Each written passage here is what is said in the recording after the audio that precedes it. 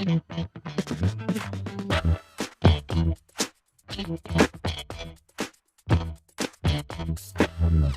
everyone. Welcome to the NVIDIA GTC studio. My name's Tiffany Jansen, and today I'm joined with Pankaj Sharma, who is the Executive VP of Software and Services at Schneider Electric. Pankaj, welcome. Thank you, Tiffany. How's your GTC been going so far? Excellent. It's been the last 2 days, super busy, a lot of information, but that's really good. That's really good to hear. You know, when I saw that we'd be having a conversation today, I was really looking forward to it because I think what Schneider Electric is working on and some of the challenges that you are solving are some of the biggest challenges we are frankly facing right now when it comes to AI infrastructure and scaling.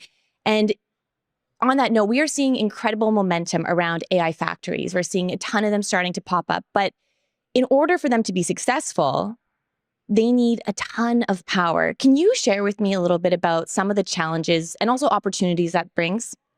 It brings, first of all, a lot of challenges and opportunities. So maybe just take a step back. If you heard the keynote when Jensen was sharing the 5-layered cake. Yes. And we play at many layers, obviously, but the primary role we play is at the bottom, where the energy infrastructure has to come in. Now, the challenge at hand is that the utilization and applications of AI are starting to increase dramatically. I mean, we see it in our own lives, right? As consumers or in businesses and how it is making everything more efficient and so on. But to build all of that, you need the AI factories, for which, of course, you need physical infrastructure, and also you need available energy. Now, when we think about the overall planet and the amount of energy available, and we have to keep in mind that at the end of the day, it has to be sustainable too, right? So available energy and green energy availability is overall a challenge. And that's why the big push right now, and when Jensen also shares the bottom layer, it's so important for us to be able to solve for that. So yeah, that's a huge issue at hand. So it's related to grid infrastructures, it's related to clean generation of energy, it's related to availability of physical infrastructure, which is efficient, which is where companies like us come in. So that's the overall challenge. But like you said, it's also a huge opportunity. It's a huge opportunity because while you think about availability of energy, you also have to think about how utilizing AI, you can make the availability of energy better. So at Schneider, for example, what we talk about is AI for energy and energy for AI, right? Everybody talks about energy for AI. Oh, energy, so much of energy needed. But AI can actually enable by simplifying through digital and so on. Isn't that so funny how it works where it's, you know, we need so much energy for AI and AI is going to be the enabler to solve that challenge at the end of the day. What are some examples of AI being able to do that you have seen, being able to solve some of these grid challenges? Because the grid really isn't set up for this level of scaling when it comes to AI. Multiple examples I can give you. So one of the examples I give you is when you think about in a large data center, right? There's so much of heat getting generated because of compute. So you need to take out the heat, which means you need cooling, and you need cooling systems and HVACs and so on. Just by utilizing AI algorithms on how historically the air conditioning system, HVAC systems are working, we are able to save almost 10% energy being utilized, right? So this is when you turn them on, turn them off, etc. So this is where agentic comes into play, right? I mean, it automates the whole performance. Other examples of where AI can help is, for example, overall in a large data center environment, on the physical layer, you have compute. So when you apply an AI to think about when is compute needed and when it is not needed, let's say in a large training factory, that can then help utilization of energy and bringing the need for energy down. So AI for energy actually is a very important tool. And I try to say that whenever somebody asks me this question, because it's very easy to just get overly perplexed by the fact that, oh, there's so much of energy needed. But unless we do AI, we can't even solve for that. Of course, we need to generate, but we can't solve for what is available and how much is getting utilized. Absolutely. And I think that's on a personal level, I think, to be honest with you, that's where I am currently at in my research journey, if you will, when it comes to AI and the energy required to keep on scaling is I'm in that stuck phase where it's, well, how are we going to solve this? Where is it going to go? So hearing from you of that, those use cases and examples with AI is really exciting, especially that stat 10% for cooling. Yeah. I mean, there are other examples. I'll give you, like when you think about software, we have one of our businesses which is called the digital grid business, which is how do you optimize the grid? Just by utilizing software on how the grid is managed, you're able to bring down the technical losses by a few percentage points. Yeah. Now, that means that much of available energy, which can be utilized for all the other things we're trying to do. Now, if you put that in AI, AI helps again, right? So it's almost circular if you think about it. You know, have you at Schneider been working on this with AI for, I'm curious, because right now I feel like it's a topic of conversation, and I'm sure you've, been bombarded with so many questions around this, but have you been working on this way before? I'm sure that people were even starting to really think about it, like the general public. Yeah, and look, the need for energy is something which has been a challenge for many years. Yeah. It's not something new, No. right? The only thing is, because now we have stronger LLMs and we have much stronger compute capability, NVIDIA, the application of AI has become rapidly faster. Yeah. So hence the need of energy has gone up dramatically. But the need of energy for data centers has always been a challenge. For a company like us, we look at it from 2 points of view. First, because we create the physical infrastructure, so our goal always is to make it more and more efficient.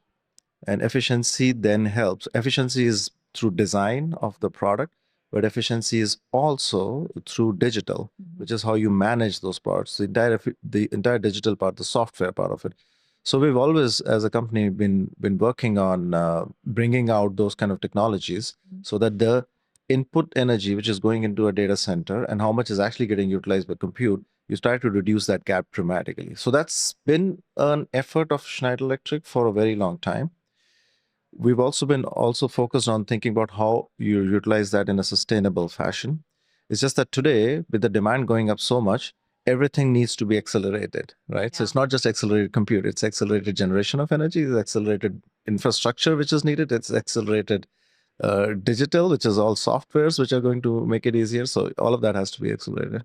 It really can't be done in silos. It has to be a solution altogether almost. Exactly. I mean, and that's such a good point you're making, because when you also think about the entire build out of an AI factory, Yeah. Each system, each component of the system is important, because you get the best optimization of both the physical layer and the software when it works as a system. So the system play is absolutely critical. So great point. I know Schneider does both, as you mentioned, the physical aspect, like the physical side of things, and then also the software. Are there any scenarios where you are solving a problem, working with a company who already has one or the other, and even though both are so important, you have to kind of really adjust based on that? So maybe it's an existing AI factory, or they have pretty archaic software that they're dealing with. Are there any cases of that? So your question really is around, let's say, brownfield, Yeah. if you will, right? And I mean, there are not many existing AI factories. Yeah, that's true. That's Just kind of true. getting started, but we've been building data centers. The world's been building Yeah. data centers for many decades now, Yeah. right? And typical utilization levels in data centers are extremely high right now, as you can imagine, because the demand is so high. But some of the builds which happened in the past have reached a limit of performance, simply because they were never built for this level of compute. So we have those kind of examples. And to your point, both on the physical layer and the software which is utilized there, there are times when you can have a brownfield environment and you can apply software. And when we say software, we talk about energy intelligence. And I'll maybe take a second here to explain to you what that means.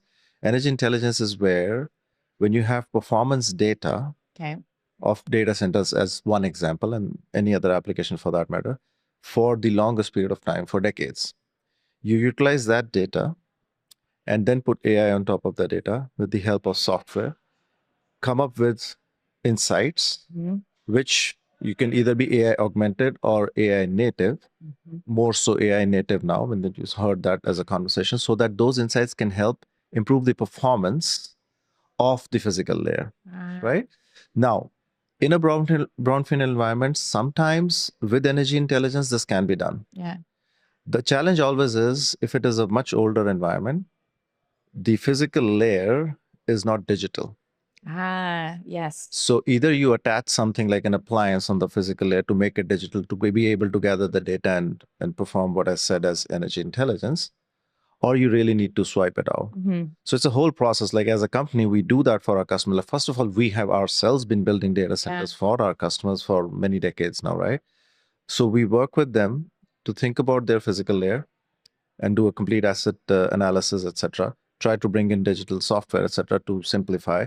But if there are times there the physical layer is just not digital at all, then all you have to do is you have to swap it out. Absolutely. So there are those kind of scenarios. That's really interesting. It's exciting to me, or interesting to me, because every scenario is so different and every challenge is I mean, there's a lot of similarities, but the way you have to think slightly about each one is different. Yeah, I mean it's different also because it depends on where the data center is located. It depends on the environment around it. It depends on availability of power, how much more power is needed. Like for example, if you're already maxed out on power availability in a certain geographical location, even if you can build more, there is no point of There's no that, right? point. Yeah, I didn't think about that. That's a very good point.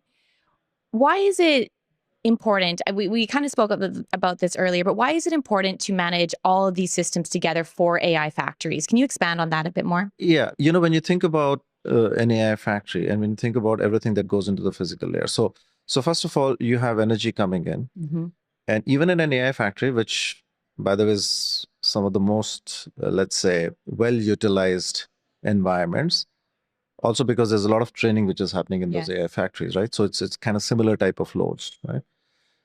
Even in those environments, there is standard capacity of energy. So which means if you're getting 100 points of energy coming in, you're utilizing only 64, as an example, for compute, which is the whole point, which means you still have 40, which is stranded somewhere. Yeah.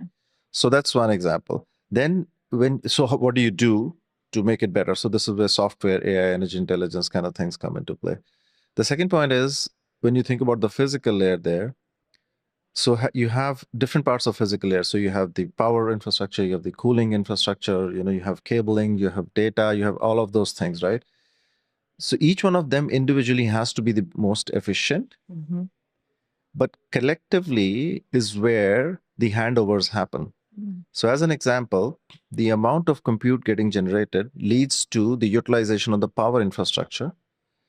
And when that's linked to the cooling infrastructure, that handover is absolutely critical. If that handover is not seamless, then you're losing a lot of energy. You talk about the standard capacity, that's where you're losing. That's crazy. So that's why the play of the system is absolutely critical, even if each one of those individual components are the most efficient components, software-defined components. Yes. But the system play is absolutely critical. Absolutely. That makes sense. So much energy and heat is lost if it's not, for example, going back to liquid cooling or properly system put in place. Exactly. So liquid cooling now, of course, I mean, for us is an integral part of what we do, right? Yes. When we about 2 years ago, we had Motiveer come in and join our company, and they're the number one leader in the world in that space. But it's important there, not just, so back to the system play, it's not just important to have the best liquid cooling technology from an offer standpoint, with the cooling distribution units or the heat exchangers, etc. It's also important how the flow of fluid is managed inside the data center and at what temperatures it's getting managed. What's the optimum temperature? Because all of that eventually is leading into the amount of energy we are consuming.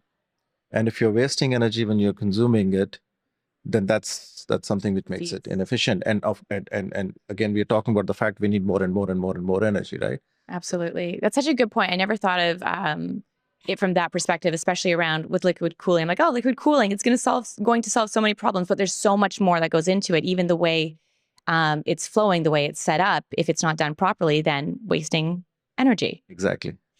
There is, throughout our conversation, we've addressed that there is a bottleneck when it comes to AI scaling. And one of those bottlenecks is around power. Other than, for example, liquid cooling, what are some other ways to unlock this? So, so liquid cooling is a part of the physical layer, right? Yeah. So everything on the physical layer, whether it's power infrastructure, cooling infrastructure, has to become more and more efficient, right? Which is what we spoke about already. On top of that, one way to unlock it now is with the energy intelligence, Yes. right? So with energy intelligence, the ability to capture data, to be able to design better. Mhm.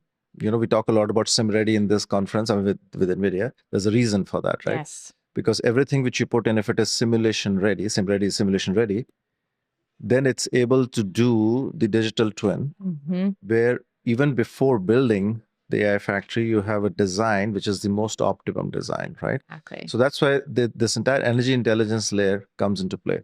So now what you can do is you can build a digital twin in advance before you make the AI factory. But with the intelligence of all the years of data which you have in functioning of each one of those offers, those physical layer offers, you create AI algorithms, which tells you how to now build so much better than the way you would have built in the past. So to unlock, to your point, the utilization of energy, it's both on the efficiency of the physical layer, but it's also on the energy intelligence which comes, which is again AI for energy. I love that. Energy intelligence. Energy intelligence, yeah. That's one. I learned a lot through this conversation, but that was, for me, that's the take home that That's what we do. That's what we do. I mean, as a company, if you think about Schneider Electric, again, we've been in the, not just data center, many other businesses, but we're an energy management company. Yeah. But more and more energy needed for AI cannot happen without energy intelligence because of the learning what we have collectively for so many decades on how the performance of energy is and utilization is. You have to apply AI on that, and that's energy intelligence. And of course, there are other things. You need more grids, you need better grids, and there are many other things we need to do. Pankaj, thank you so much for your time today. This was a really insightful conversation. Thank you. And thank you all for tuning in. Make sure to go check out more sessions on demand in the GTC catalog.